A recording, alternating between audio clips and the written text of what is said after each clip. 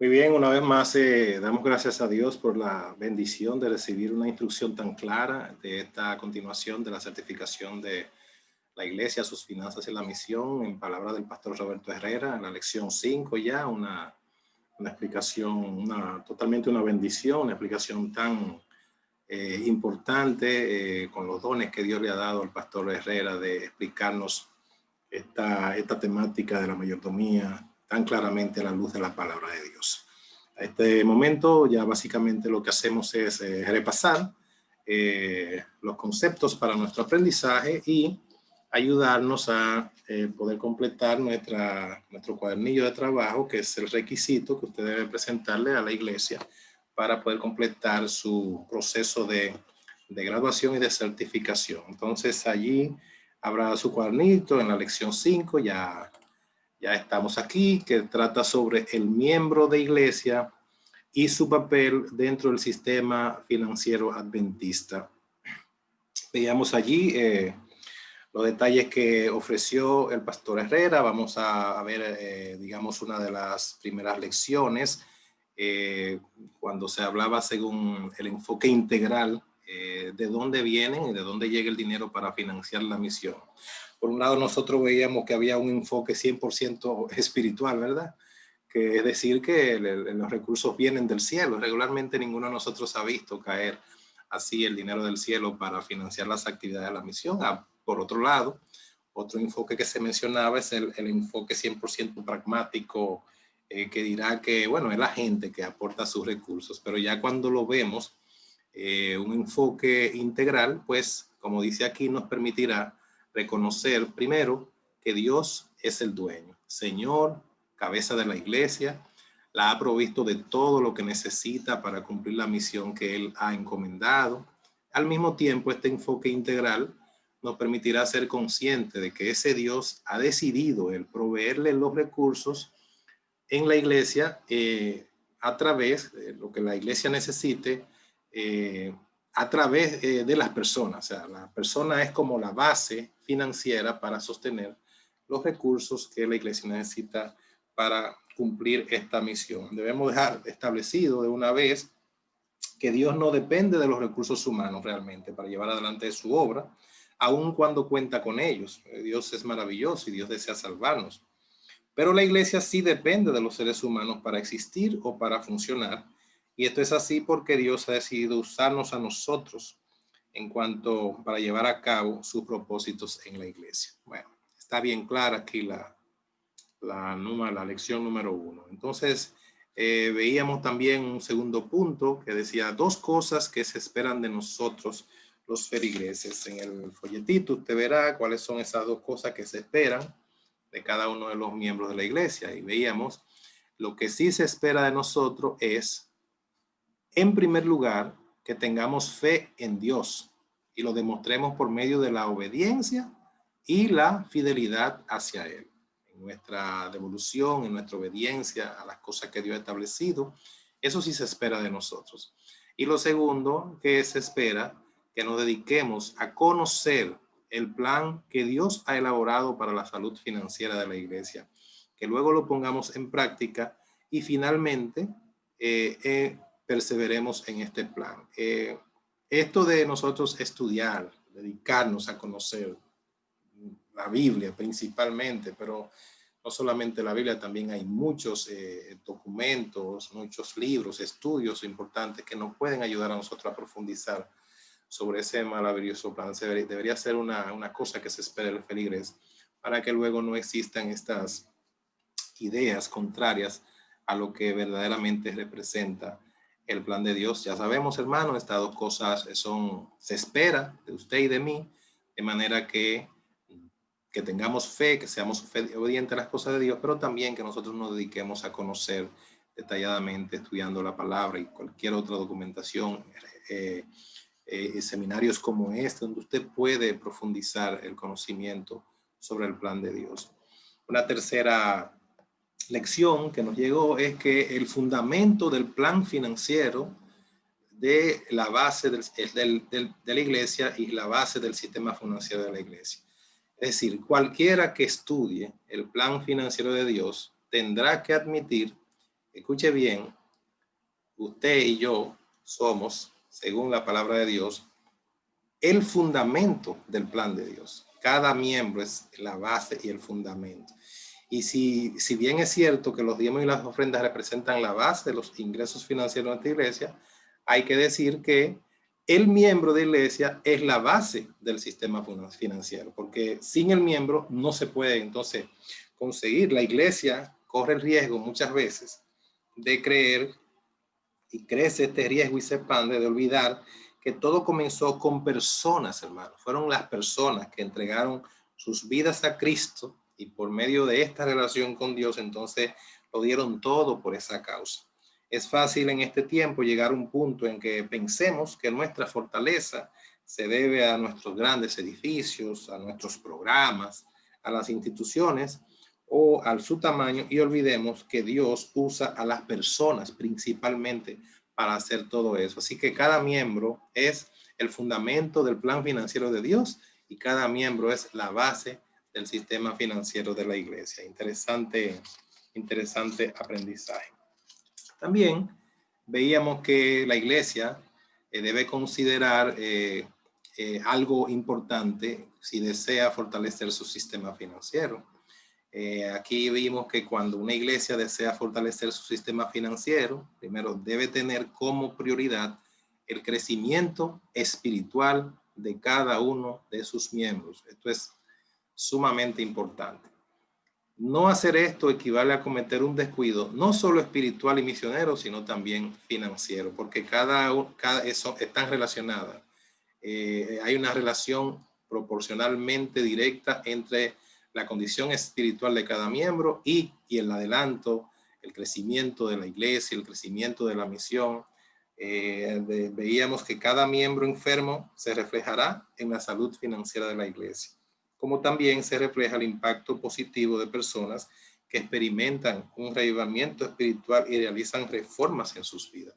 Ahí está, no solamente el que está enfermo espiritualmente impacta negativamente, pero el que tiene un reavivamiento espiritual tiene un impacto positivo sobre la iglesia. Dada la importancia de que cada feligrés para la salud financiera de la iglesia, entonces se recomiendan unas reflexiones que más adelante se ven en las lecciones que estamos aprendiendo. De manera que ese es un asunto que la iglesia debe considerar cuando desea fortalecer el sistema financiero, cómo está la condición espiritual. Y nosotros tenemos que cuidar nuestra condición espiritual, porque si nuestra vida está reavivada en cuanto a la fe, en cuanto a la gracia, el amor de Dios, nosotros seremos canales de bendición para que la iglesia siga avanzando en su sistema financiero y así la obra de Dios pueda alcanzar el mundo. ¿Por qué las finanzas se basan básicamente en sus miembros? Dice, bueno, como puede verse en estas declaraciones que se van a ver, que vimos ahí también presentadas por el pastor Herrera, el centro de todo es, ¿qué cosa? El miembro de iglesia y su relación con el financiamiento de la obra de Dios en esta tierra. Fíjese que según la sierva del Señor, en las declaraciones que leyó el pastor Herrera, dice que es a los seres humanos a quienes Dios proporciona sus recursos. No queda duda al leer estas declaraciones que vimos ahí de la hermana Juan, que usted puede también tener acceso en este libro, que estas declaraciones de que ser el miembro de la iglesia es, en primer lugar, un extraordinario privilegio y en segundo lugar, una enorme también responsabilidad. Así que el siguiente punto que nosotros quisimos destacar, que está aquí en el folletico, es que qué debe pasar con todo lo que ocurre en la iglesia. Ahí estamos viendo que el plan de Dios no es desarrollar una gran organización hasta hacerla poderosa, sino que seguramente usted debe estar bien consciente de esto, que el plan de Dios es ¿qué cosa? Es salvar a sus hijos de los ataques de Satanás y darle vida eterna. Ese es el plan de Dios, el plan de salvación, enviar a su hijo a morir en la cruz del Calvario para darnos esperanza y salvación a usted y a mí, real.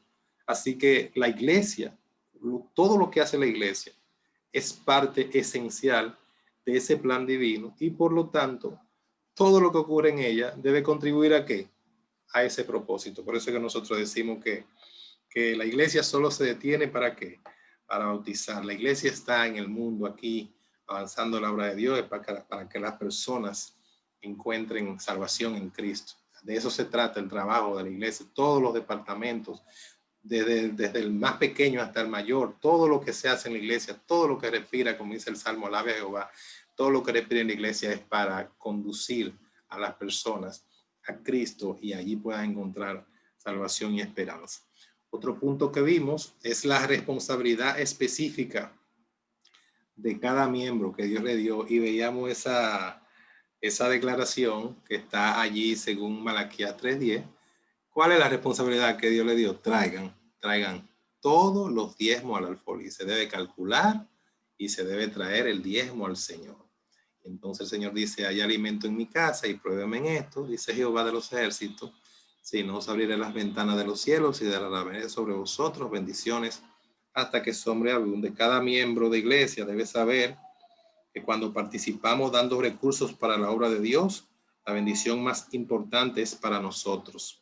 Si alguien decide no devolver el diezmo o dar ofrendas, aún así la iglesia seguirá adelante hasta su triunfo final. Es decir, que lo que damos no determina el triunfo de la iglesia. La iglesia seguirá avanzando con usted, conmigo, pero también sin nosotros. Es decir, porque esta es la iglesia de Dios y Él va con ella. Es un privilegio que Dios nos da, una responsabilidad, pero además es un privilegio, pero además una gran responsabilidad que nosotros seamos parte de este movimiento de Dios. ¿Cuál es el impacto de la iglesia si nosotros los miembros no seguimos el plan trazado por Dios? Miren lo que sucede. Y lo vimos, si los miembros de la iglesia no seguimos el plan financiero trazado por Dios, eso es muy triste, hermano, pero es una realidad. Esto tendrá un impacto en el crecimiento de la iglesia y en la espiritualidad de cada uno de nosotros.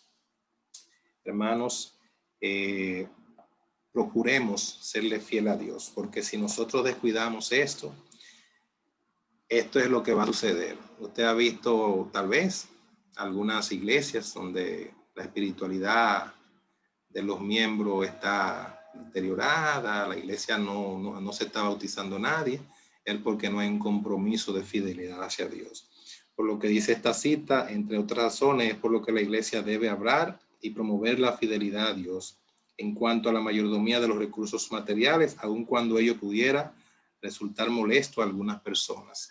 Si a la iglesia en verdad le importa la vida espiritual de sus miembros y el destino eterno de ellos, debe entonces hacer todo lo que pueda para que muestren con hechos un espíritu de sacrificio y de abnegación en favor de la obra de Dios. Por eso la iglesia insiste en esto. Es un asunto más que tener interés por lo que nosotros tenemos, es mostrar por medio del Espíritu Santo, Dios hace su obra en sus hijos, en esta iglesia, para mostrar la necesidad que nosotros tenemos de la salvación.